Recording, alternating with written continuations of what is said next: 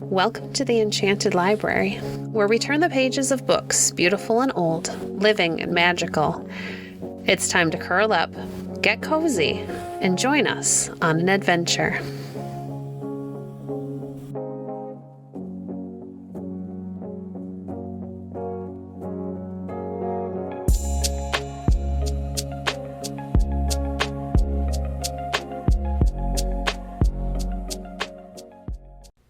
Today we're reading from An Enchanted Garden by Mrs. Molesworth. Chapter 4. "And now for a story," said Alex joyfully. "May we sit close beside you, Mrs.? Oh dear, mayn't we call you something?" "Anything you like," replied the old woman, smiling.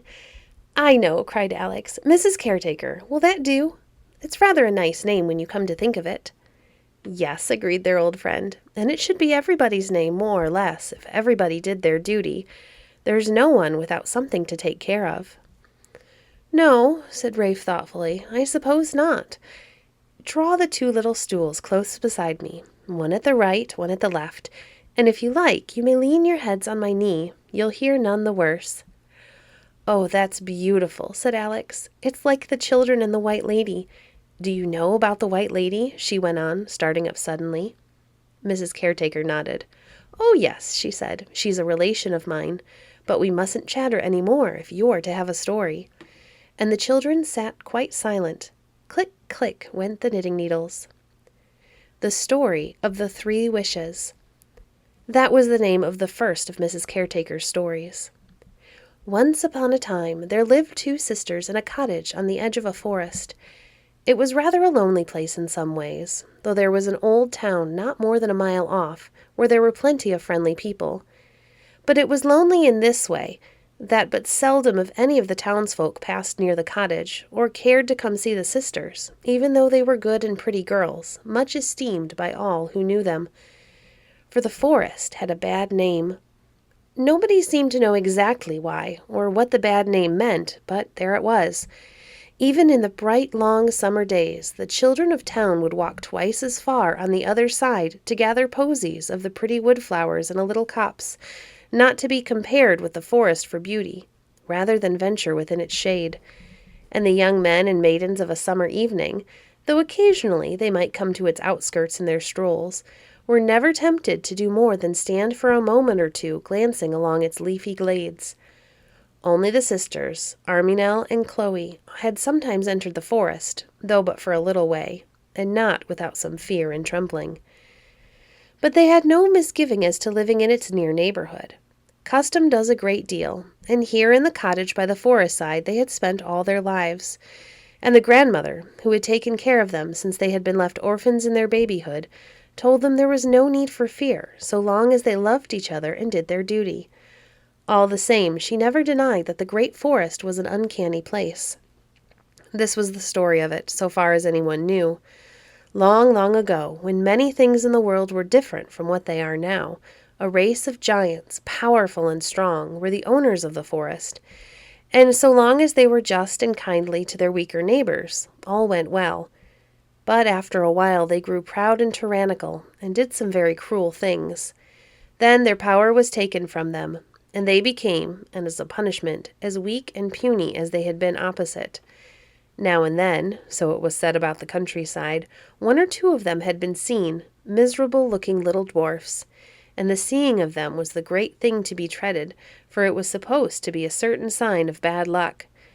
But the grandmother had heard more than this, though where or when or how she could not remember. The spell over the forest dwarfs was not to be forever. Something someday was to break it, though what, she did not know.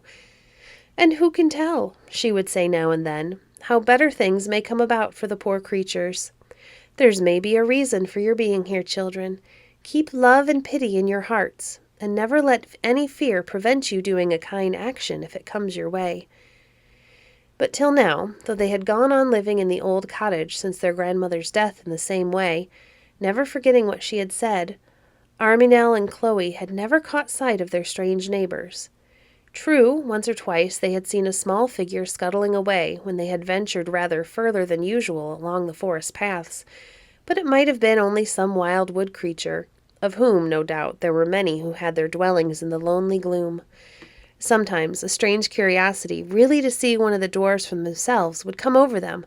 They often talked about it in the long winter evenings when they had nothing to amuse them. But it was only to each other that they talked in this way. To their friends in the town, for they had friends there whom they saw once a week on the market day, they never chattered about the forest or the dwarfs, and when they were asked why they went on living in that strange and lonely place, they smiled and said it was their home, and they were happier there than anywhere else. And so they were. They were very busy to begin with, for their butter and eggs and poultry were more prized than any to be had far or near. Arminel was the dairy woman, and Chloe the henwife, and at the end of each week they would count up their earnings, eager to see which had made the more by their labors. Fortunately for their happy feelings to each other, up till now their gains had been pretty nearly equal, for there is no saying when jealousy will not creep in, even between the dearest of friends. But quite lately, for the first time, things had not been going so well. It was late in the autumn, and there had been unusually heavy rains, and when they ceased, the winter seemed to begin all at once, and before its time, and the animals suffered for it. The cow's milk fell off before Armiel had looked to its doing so, and some great plans which she had been making for the future seemed likely to be disappointed. She had hoped to save enough through the winter to buy another cow in the spring, so that with the two she would have a supply of butter for her customers in the town all year round. And Chloe's hens were not doing well either. One or two of them had even died, and she couldn't get her autumn chickens to fatten. Worst of all, the eggs grew fewer day by day. These misfortunes distressed the sisters very much. Sadder still, they grew irritable and short-tempered, each reproaching the other, and making out that she herself had managed better.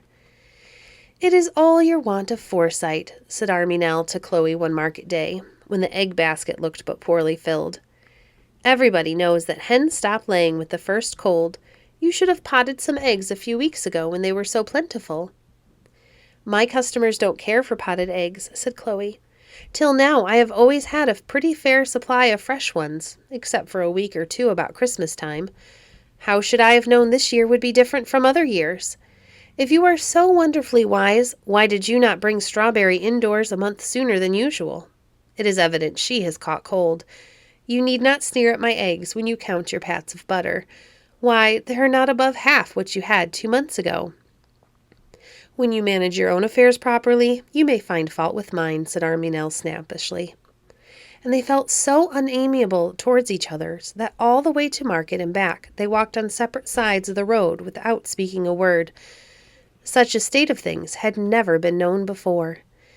It was late when they got home that afternoon, and being a dull and cloudy day, it was almost dark. The poor girls felt tired and unhappy, for each was sad with the double sadness of having to bear her troubles alone. And besides this, there is nothing more tiring than ill temper. Arminel sat down wearily on a chair. The fire was out. The cottage felt very chilly.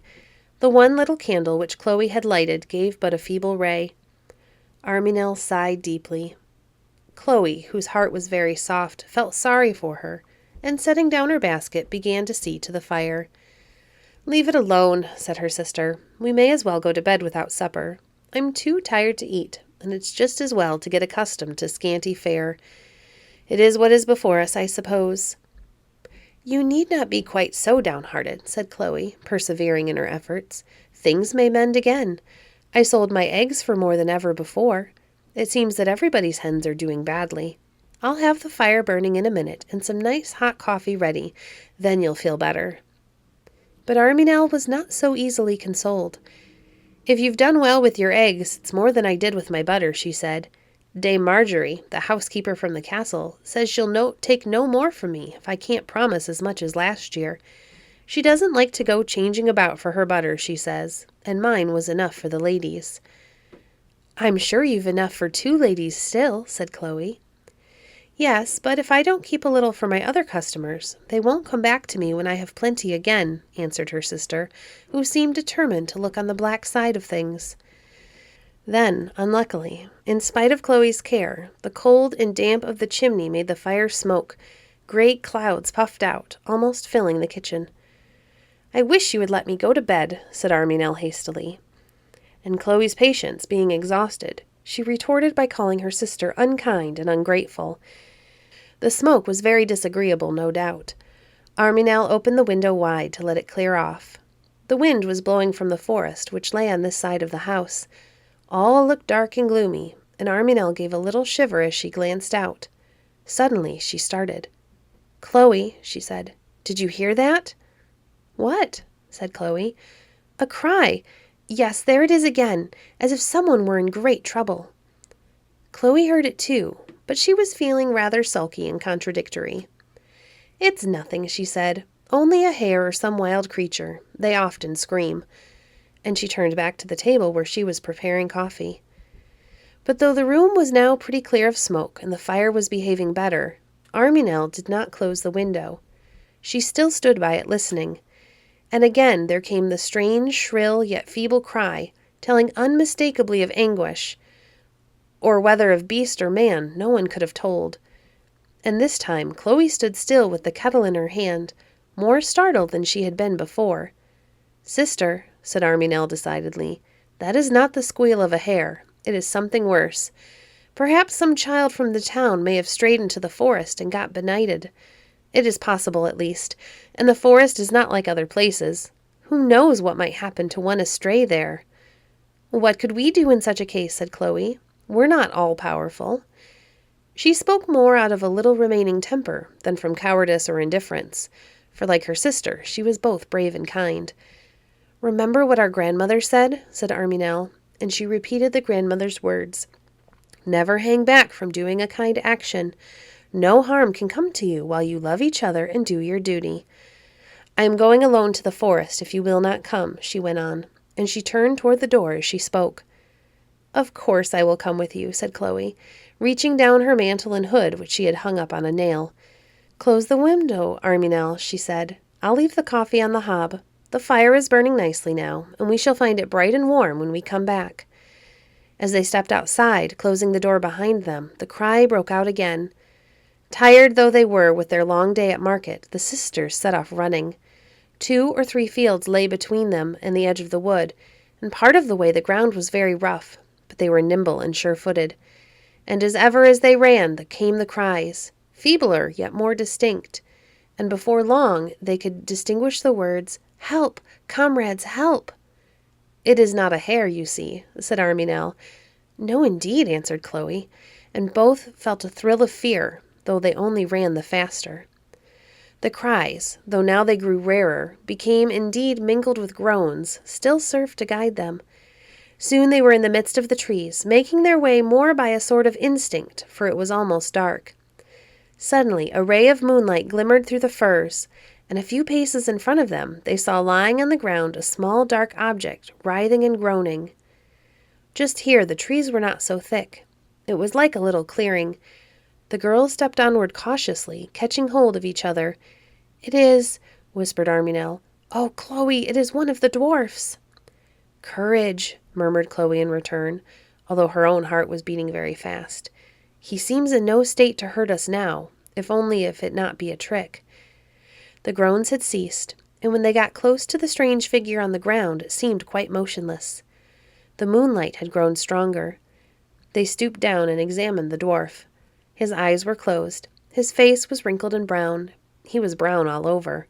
He wore a furry coat, much the same color as his own skin. Arminel lifted one of his queer, claw-like hands. It fell down again by his side. "I believe he is dead," she said. "I didn't know the dwarfs ever could die. What shall we do, Chloe? We cannot leave him here in case he should still be living." "We must carry him home, I'm afraid," said Chloe. "Yes, I'm afraid we must. For see, Arminel, he's opening his eyes." As 2 bright black beads suddenly glanced up at them. "Nimbo, Hugo," said a weak, hoarse little voice. "Are you there?" "No." And the dwarf opened his eyes more widely and tried to sit up. "No," he went on, "it is not my comrades. Who are you?" And he shuddered as if with fear. Thank you for joining us today. If you enjoyed today's episode, please leave a review on your favorite podcast platform and share our podcast with a friend. Visit our website at www.enchantedlibrary.net to see our past books or to connect with us on Facebook. If you'd like to support the work we do, you can visit our Patreon page at patreon.com/enchantedlibrary. We appreciate your support. Until next time, friends, happy reading.